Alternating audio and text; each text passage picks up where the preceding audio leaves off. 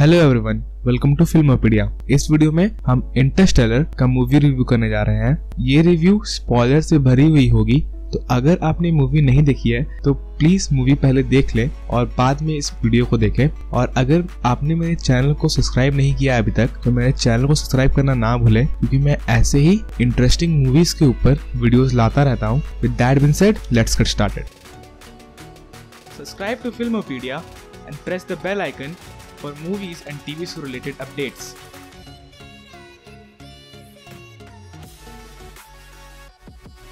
Interstellar 2014 में आई वो movie जिसने साइंस फिक्शन मूवीज का चेहरा ही बदल दिया। ये मूवी क्रिस्टोफर नॉलन सर ने डायरेक्ट की है और इसके लीड एक्टर है मैथ्यू मैककॉनेगी, जो कि एक एस्ट्रोनॉट या फिर आप बोल सकते हैं एक पायलट का रोल प्ले करते हैं इस मूवी में। इस मूवी के बाकी कास्ट का बात करें तो इसमें एना हाथावे है, माइकल केन है और एक छोटे से रोल के लिए मैट डैमन भी है।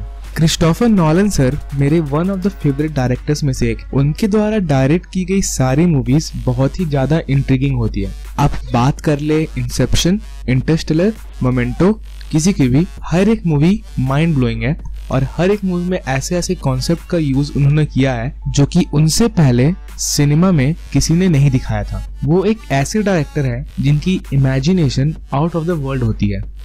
उनके इसी मैजिक का असर हमें इस मूवी में भी देखने को मिलता है। वैसे मैंने इंसेप्शन का रिव्यू अपने चैनल पे डाला रखा है, तो आप उसे भी देखना ना भूलें।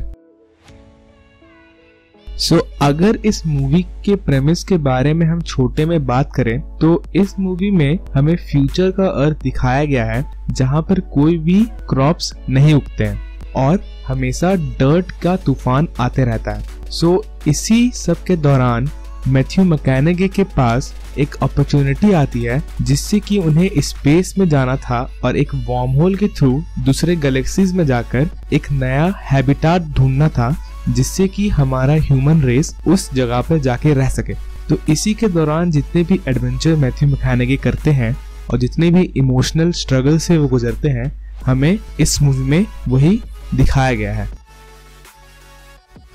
अगर मैं इस मूवी के बारे में बात करना चालू करूं तो आप सबको पता है ये मूवी बहुत ही अच्छे से डायरेक्ट की गई होगी। इस मूवी का स्कोर जो कि हांस जिमर ने दिया था वो भी बहुत अच्छा है और इस मूवी का CGI वो तो आउट ऑफ द बॉक्स है। ये सब बातें तो आपको पता है कि ये सब बातें एक नोलन मूवी में अच्छी होनी है, पर क्या इस मूवी का स्टोरी एक्स्ट्राऑर्डिनरी है? शायद नहीं। बहुत सारे क्रिटिक्स इस मूवी को नोलन की बेस्ट मूवी नहीं कहते हैं। इस मूवी में बहुत सारे लूप होल्स हैं, पर एज अ फैन हम उन लूप होल्स को इग्नोर कर देते हैं। इस मूवी में जितने भी साइंटिफिक टर्म्स या साइंटिफिक थ्योरीज दिखाई गई हैं, उन सारी थ्योरीज में कहीं ना कहीं कुछ ना कुछ सवाल उठाए जा सकते हैं, पर क्योंकि हमें मूवी से मतलब है और साइंस में उतना दिमाग नहीं लगाना है हमें, तो हम सिर्फ मूवी के मैसेज के बारे में बात करेंगे। मूवी का मैसेज बेसिकली ये है कि लव इज क्वांटिफाइबल। इसका मतलब ये है कि दुनिया में सबसे बड़ा फोर्स लव है। मैथ्यू मैककॉनेगी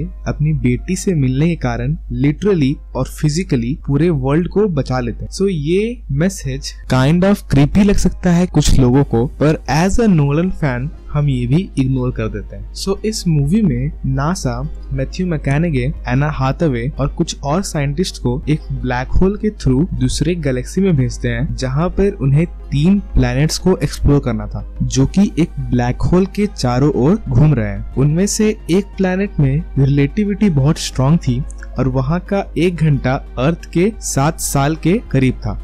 जब मैथ्यू मैककॉनेगी वहाँ उतरते हैं तो वहाँ 1 घंटा रुकने के बाद वो जब वापस आते हैं तो अर्थ के हिसाब से 20 साल बीत गए थे। और उसके बाद हमें एक बहुत इमोशनल सीन मिलता है जहाँ पर उनकी बेटी जो कि छोटी थी जब उन्होंने अर्थ छोड़ा था, वो आज उनके एज की हो गई है या फिर उनसे भी बड़ी हो जाती है। जब वो लोग दूसरे प्लेनेट पे जाते हैं उनका सामना मैट डैमन होता है जो कि डॉक्टर मैन नाम के एक कैरेक्टर को प्ले कर रहे थे। वो कैरेक्टर काइंड ऑफ जर्क होता है क्योंकि वो मैथ्यू मैककॉनेगी को मारने की कोशिश करता है और लास्ट में उनका शिप ले जाने की कोशिश करता है, उन सबको वहीं पर छोड़कर, उसी प्लेनेट पर छोड़कर। पर इन लास्ट उन्हीं की गलती के कारण वो मारे जाते हैं और उनका शिप भी तबाह हो जाता है। लास्टली जब मैथ्यू मैककॉनॉगे तीसरे प्लेनेट में जाने की कोशिश करते हैं तब एना हाथवे उस प्लेनेट में अकेली जाती है और मैथ्यू मैककॉनॉगे एक ब्लैक होल के अंदर चले जाते हैं, जिससे कि वो 5th डायमेंशनल किसी जगह में चले जाते हैं, जहाँ पर उन्हें पता चलता है कि मूवी की स्टार्टिंग में दिखाया गया मर्फी का जो भूत था वो और कोई नहीं मैथ्यू मैककॉनॉगे ही थे। सो वहाँ पर वो ग्रेविटी और टाइम से खेलते हुए मर्फी के क्लॉक में सारे एल्गोरिदम्स या फिर थ्योरीज जो भी है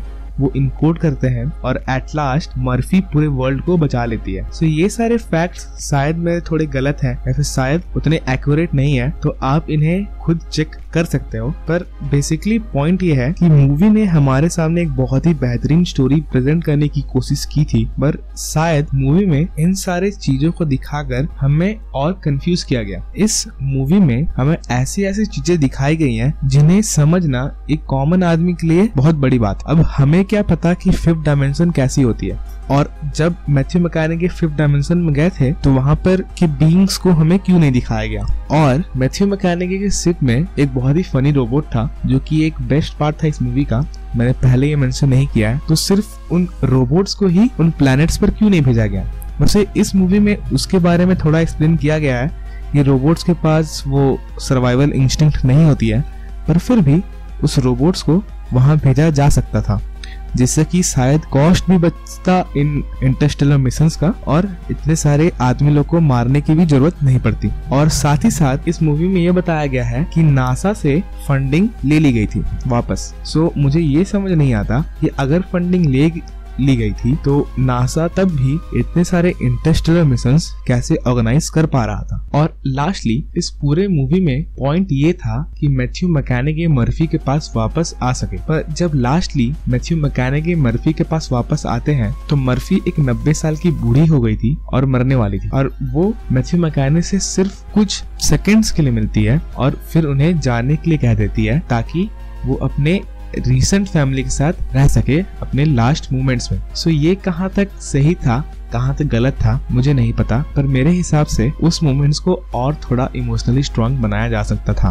बाकी मैं इस मूवी की कुछ बुराई नहीं कर रहा हूँ, मैं बस कह रहा हूँ कि ये नोलन का एक बेस्ट मूवी नहीं था। नोलन की मूवीज जैसे कि डार्क नाइट, इंसेप्शन, मोमेंटो, ये सारी मूवीज इस मूवी से बेटर है, मैं बस इतना कह रहा हूँ। बाकी ये मूवी भी काफी सारी चीजों में अच्छी है, जैसे कि CGI, म्यूजिक और समवॉट स्टोरी टेलिंग। सो मैं इस मूवी को 10 आउट ऑफ 8 स्टार्स दूंगा। और आप इस मूवी के बारे में क्या सोचते हैं या आप इस मूवी को कैसा रेट करते हैं ये मुझे कमेंट सेक्शन में बताना ना भूलें। मेरे चैनल पर क्रिस्टोफर नोलन की 2 मूवीज द डार्क नाइट और इंसेप्शन का रिव्यू पहले से है, आप उन्हें देखना भी ना भूलें। साथ ही साथ मेरे चैनल पर अभी हैरी पॉटर की सीरीज का रिव्यू चल रहा है, आप उन्हें देखना भी ना भूलें। मैं कुछ दिनों में MCU की मूवीज का रिव्यू करना चालू करने वाला हूँ, इसलिए मेरे चैनल को सब्सक्राइब भी कर दीजिए और अगर वीडियो पसंद आई तो लाइक करें। And as always thanks for watching.